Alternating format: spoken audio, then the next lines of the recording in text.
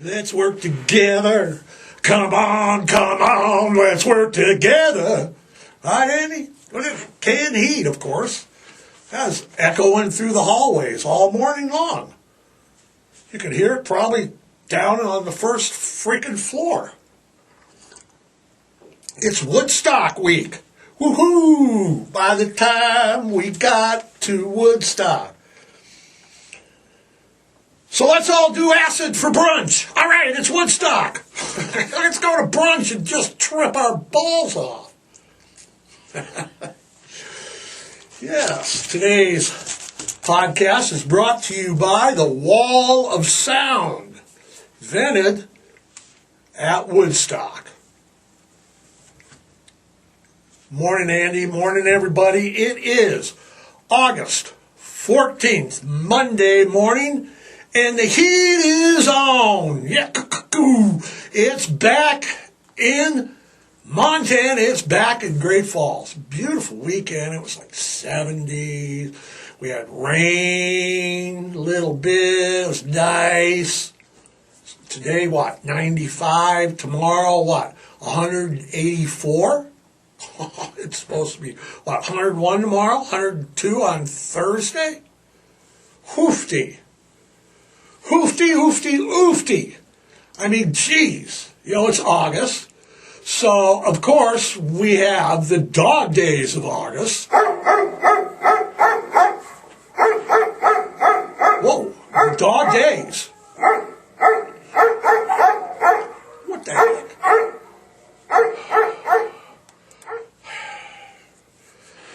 You and your special effects, Andy. That's hounds from hell have brought into the studio this morning.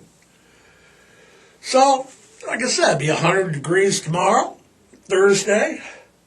Grab your sunscreen. Don't put it away quite yet. I'm looking at Wednesday. What's Wednesday? Wednesday's sitting around 92. So we got 100, 92, 102. Don't worry, though, everybody. I mean, come on, we're in Montana. About 120 days from now, it's going to be 45 freaking degrees below zero. All right? So, enjoy the heat while you can, because pretty soon it's going to be like, God damn it, we can't do brunch because it's so cold. Like I said, Andy. Yeah, we're crying crazy. It's Woodstock week. I told you.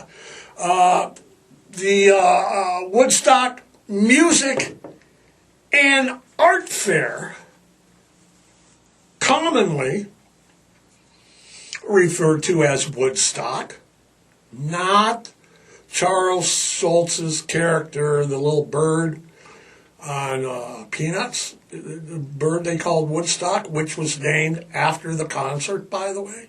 Yes, I'm looking right here, Andy. Okay. It was held this week, starting tomorrow on the 15th, 16th, and 17th, August 1969. 54 years ago, Andy. Whoa. And I remember it. 54 years ago. I remember. I was 13. Wanted to go. That's another story. Oh, okay, I'll talk about it later. Anyway, it was at Max Yasgur's dairy farm in Bethel, New York. It was actually about 40 miles from the town of Woodstock, and it was billed as 3 days of peace and music. It attracted 500,000 people. 450,000 at its peak, about 400,000 consistently through the first 2 days. It moved around in planning stages a lot. It's Woodstock itself, just the concert and the venue and the whole thing around it. It's become widely regarded as a pivotal moment in rock music history, as well as a defining moment for the late 60s, early 70s counterculture. The Rolling Stone listed, Andy, did you see that? Thank you, I didn't know that. Right here, the Rolling Stone listed Woodstock as number 19 in the top 50 moments that changed the history of rock and roll forever. It was cool at the time. It's cool still, I think. You know, Monterey and Altamont and all of that. Woodstock itself was the brainchild of four dudes. It was Michael Lang, Artie Kornfeld, okay, Joel Rossman, and John Roberts. And in January of 1969, because of the popularity of Monterey, they hatched their plan, you know, but the venue was elusive at best. Walkill residents in New York, where it was originally planned, they voted no. They're like, no, no, no. When Bethel, New York was picked, that was Matt Yasgu's dairy farm. They told the people in Bethel, hey, don't expect no more than 50,000 people coming to this thing, tops. The residents of Bethel opposed it. They opposed the festival right off the bat. They went. Can you imagine, Andy? There's so much like what's going on now. Okay, you know they didn't call the dairy farm and farmer woke. But they said they're carrying signs, don't buy his milk. We're going to boycott his milk and all his dairy products. And it was in reference to Max's Dairy Farm. And they had signs like, no hippies in New York, no hippies festival, no rock and roll. No rock and roll. No rock and roll. They're going to boycott Max's farm, and they're going Max is all woke. Because they got the hippie music festival coming to town. So they're boycotting. Why did they pick all this? Well, the band and Bob Dylan lived in the Catskills in that area in New York. And they were friends with the promoters. So finally, they're like, look, it's just a music festival. We'll make a little money and we'll be out of your hair. Work orders, permits, the Board of Health, they drug the proceedings along and drug it along, and the citizens drug everything. They just like, la-di-da, you know, don't buy their milk. They finally got everything going the Wednesday before the festival. Andy, how many days was that? That was 2 days. So it'd be like yesterday. So yesterday they approved the festival. It's going to start tomorrow on Wednesday. Yeah. Overnight, 50,000 early birds had already shown up. Planted themselves, little camps, got around in front of the stage. They're ready to go, smoking a little doobies. Promoters then, because everything was drug out, they had to decide what are they going to do. They had two projects going for Woodstock at the time. And the promoter and the city drug things so long. Wow, does that sound familiar, Andy? The city didn't want hippies and pot smokers in their town. Huh. Wow. Huh. Anyway, so the promoters had to figure out we have to do one of two things. We have to finish the stage, and again, it was the first wall of sound The Dead were there. I'll get to it. Finished the stage, or they wanted to finish the fence and the ticket booths. Well, as history tells us, they finished the stage first. Concert starts, it became a free concert. The influx of concert goers and attendees to basically this rural farm site created was like cars were like there was a 2-lane highway, and the traffic jam was so bad you had cars on both lanes and then cars on both shoulders. So you had 4 lanes of cars on a 2-lane highway. As far as the eye can see, you had traffic jam. Radio, television, spots are trying to discourage people from setting off to the festival, like that's going to work. Let's go to the festival. They said there's a traffic jam. So freaking what? Everybody's there, obviously. The Governor Nelson Rockefeller. Know that name? If you're my age, Rockefeller, you'll know the name. He thought about ordering 1,000 National Guards. How many, Andy? 10? 10,000? No way. Throw it up here.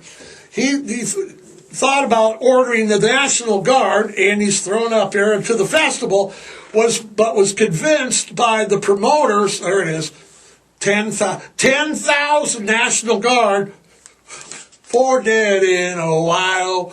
But the promoters convinced him it wasn't necessary. The festival itself was remarkably peaceful considering the amount of people that showed up, 400 to 450,000 people. Dairy owner Max Yasker said and spoke to the crowd. And he said, dig this, man. Yeah, I know, I'm going into that Woodstock mindset. Dig this. Nearly 500,000 people had music and peace on their minds. And if we could join them, we could turn those adversities and divisions that are the problems of America today into a hope for a brighter and more peaceful future. That's what he said back then. The division and rock and roll! Back then, man, they were saying the same thing. Division. Bunch of hippies showed them. So who was at Woodstock? I mean, it was a rock and roll fest. I mean, I'm talking about the promoters, and the rainstorms, and the wall of sounds, and, oh shit, yeah, Andy, the lighting is like something never seen before. So day one, we had Richie Havens, and I'm going to try to keep this in order of the performers that performed in Woodstock.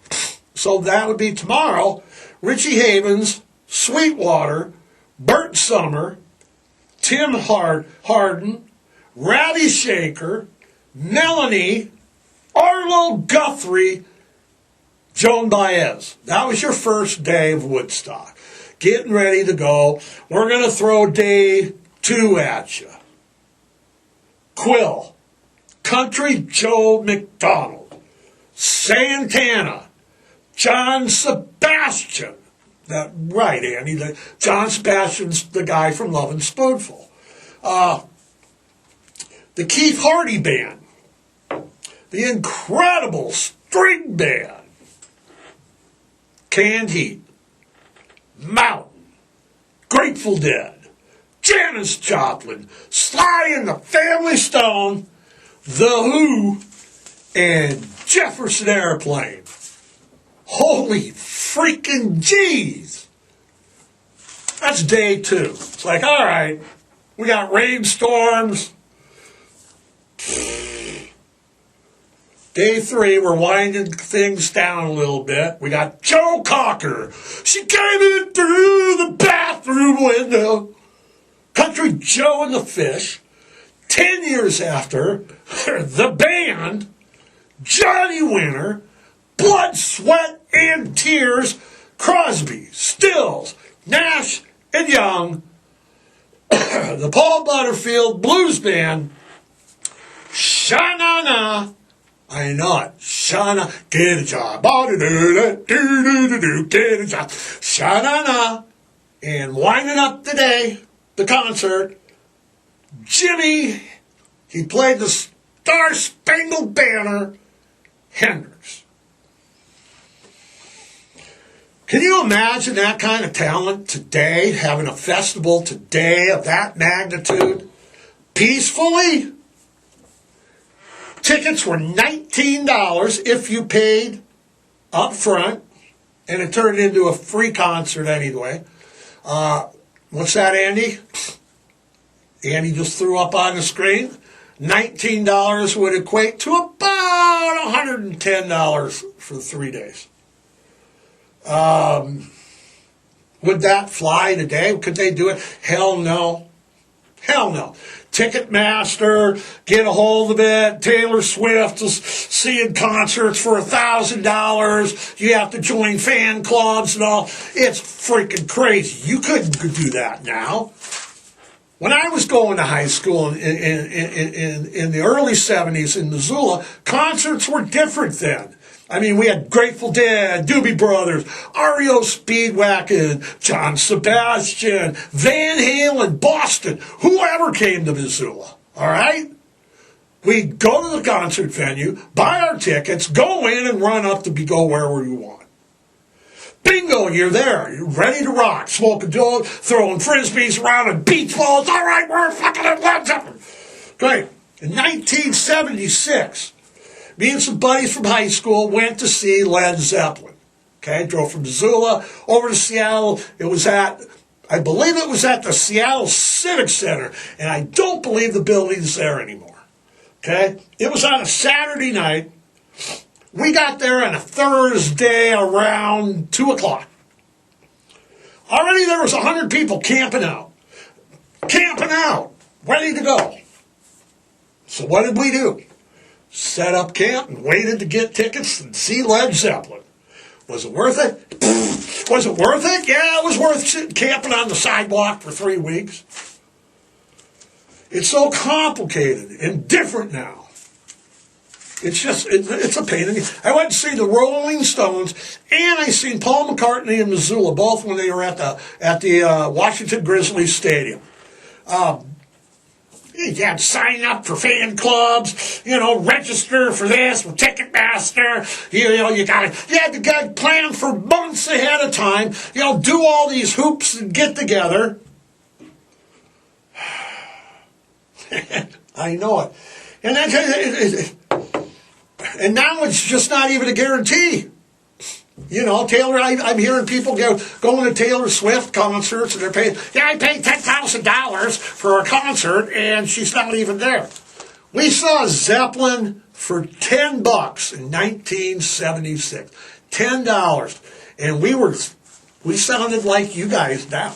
$10? You want $10 for Zeppelin? I only paid $3 to see REO Speedwagon in Missoula. And Grateful Dead was there, and we only paid like $4. You want $10? We gladly paid for it.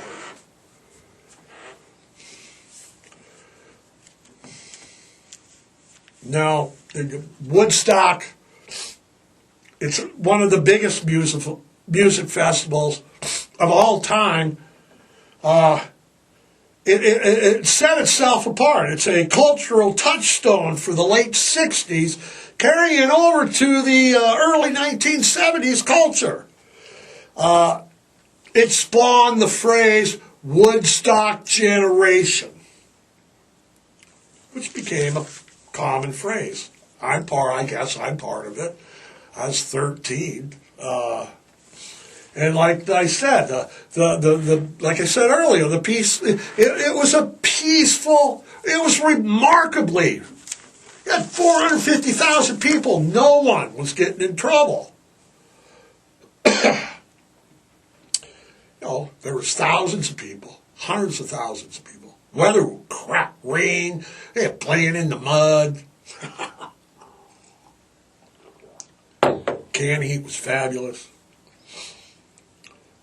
There was only 3 recorded fatalities for over the 3-4 days that people were there. 2 overdoses and 1 auto accident. Although there are claims that there was baby born galore there, I mean, geez, if you listen to some of the stories, there was 450,000 people there, and half of them had babies. Records, reports, stuff that Andy dug up, I dug up. Not one rebirth they can find. If you got one, message me, because nobody else can find one. One of the legendary events of the whole concert, Woodstock, was the bad brown acid. Interviews. Okay, now bad acid, okay? Interviews with concert goers. Carlos Santana and all the members of Canned Heat Band. There was nothing bad about it.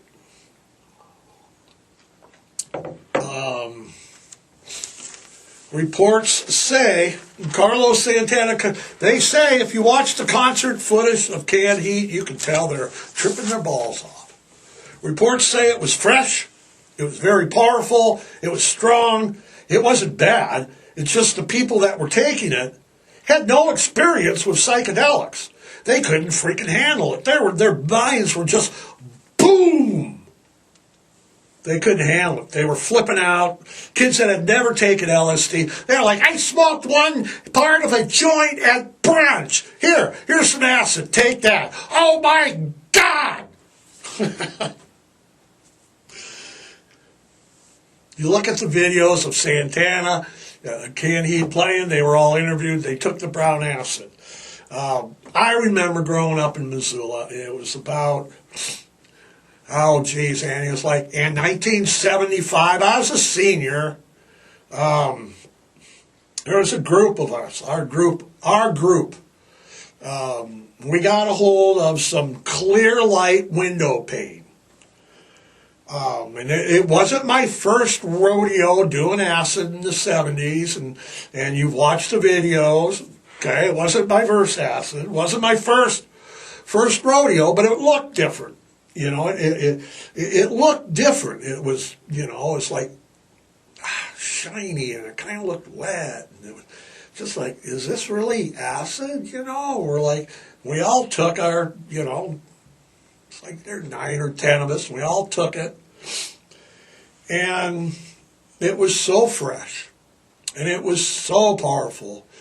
God, I was just, for the first hour or so, we're, oh my God, we were just coming onto it, it was strong. And I can imagine, only imagine those kids down at the, at Woodstock. They'd never done anything before. We're doing fresh, 5,000 mics a hit acid. It wasn't bad. It wasn't, nobody went to the high. It was just, you needed people it was so good. And that's the conflicting story about the brown acid. Don't take the brown acid. They got my guys talking in the microphone. Don't take the brown acid. And now here's Canned Heat, who are all on the brown acid. On the road again. It's like, yeah.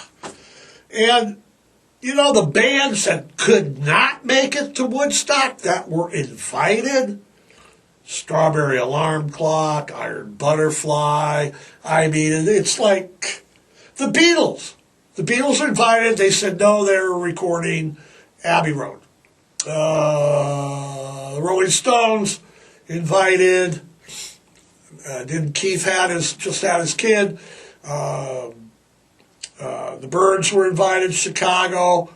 The Doors were invited. Jim Morrison and Robbie Krieger and Ray Manzarek said that they didn't want to go to Woodstock because it was just going to be another Monterey pop festival.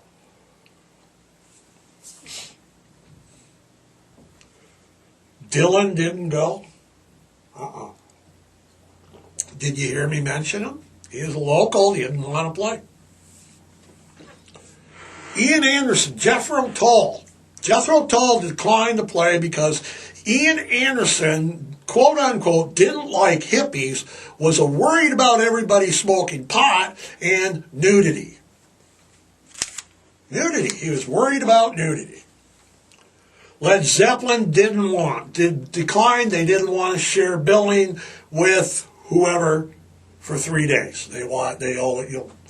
Joni Mitchell didn't go. But she did write the song Woodstock. That was written by Joni Mitchell. It became a #1 hit for Crosby. By the time we got to Woodstock, they were 500,000 strong. Yeah, that song, Crosby, Stills, Nash & Young. Joni released it, and Crosby, Stills, Nash & Young released it. Who all did make it?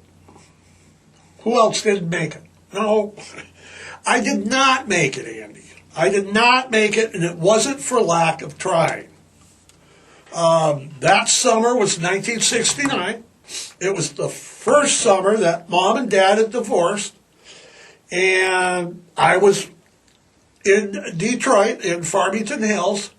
Actually, I was living there still with Dad, and his new girlfriend, Jane Miller, and soon-to-be wife, they were friends of the family. I had a stepsister, Linda, that was going to Woodstock. I'd known Linda since I was like 5. Growing up, they're all family friends. So even though I was 13 and I was going to go with Linda,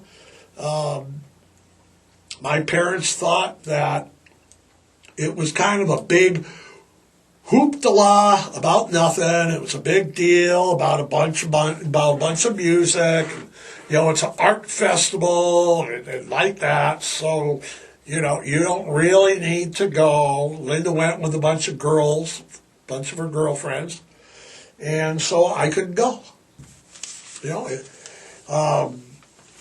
It was not going to be a big deal, according to my mom and dad. It was like, it's not a big deal. It's an art fair. Yeah, just an art fair for artists. The field and the stage area, to this day, remain preserved and are open to visitors. This is cool. I haven't been there. It's part of the Bethel Woods Center for the Arts, and it opened in 2006. The site of the original stage, which is like of a bowl, if you see the pictures, you'll notice that, is vacant. It's like nothing had ever been there except for a plaque that was placed in 1984. The site of the concert of Woodstock was listed on the National Register of Historic Places in February of 2017. Isn't that cool, Amy? It is pretty cool. Woodstock will always, for me, it'll always, and for a generation, it'll always live. It'll always live in the heart and soul of a generation. I mean,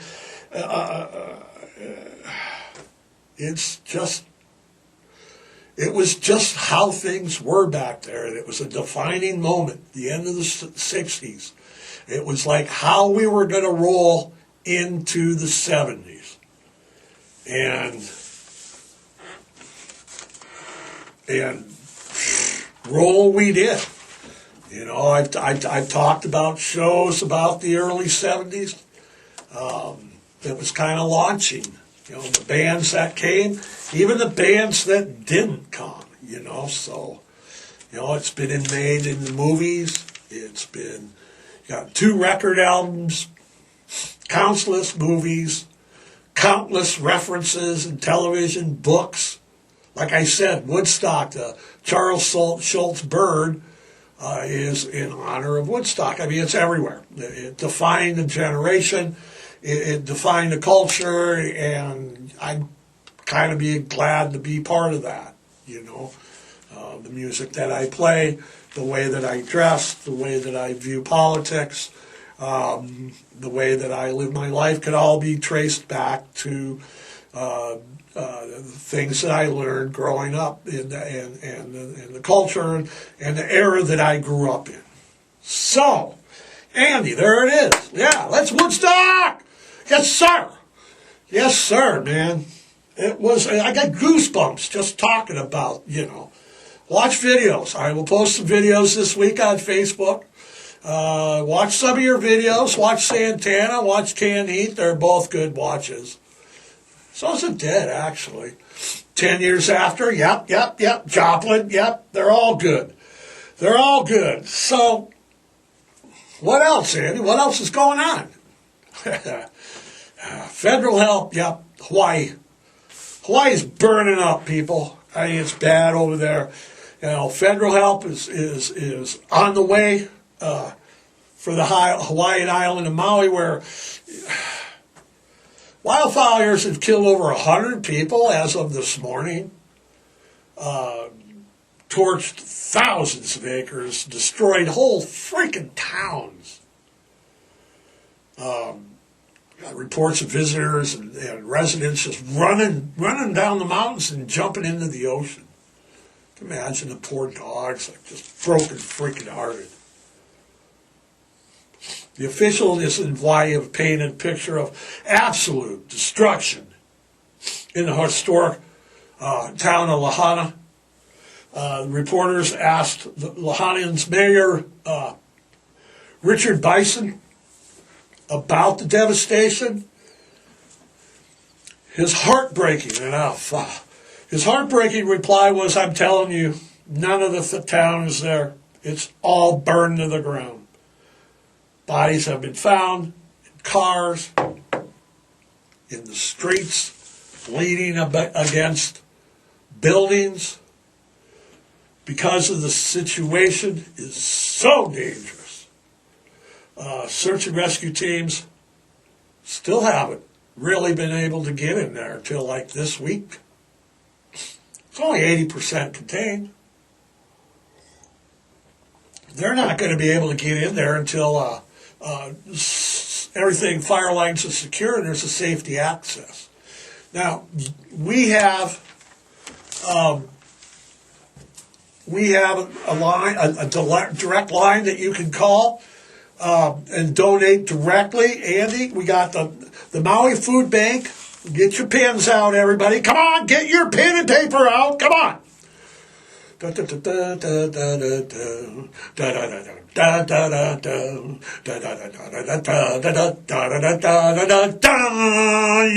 got your pens now? All right. We got the Maui Food Bank. That is area code 808-243-9500. That's the Maui Food Bank at 808-243-9500. Also, the Maui Humane Society.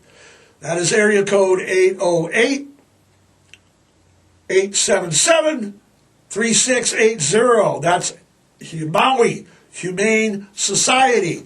808-877-3680. And don't forget, Andy, don't forget next Saturday night, August 19th, Montana, and Helena native Suga Sean O'Malley is fighting for the Bantamweight world title at the UFC 292 in Boston. It's O'Malley versus, I don't even know how to say this guy's name, and if I get it wrong, it's Aljamain Sterling. It's the main event. It's around 10:30. They don't like each other. They'll be each looking to prove that their approach to the UFC fight game is the way to succeed at the highest levels. Sterling's a grappler.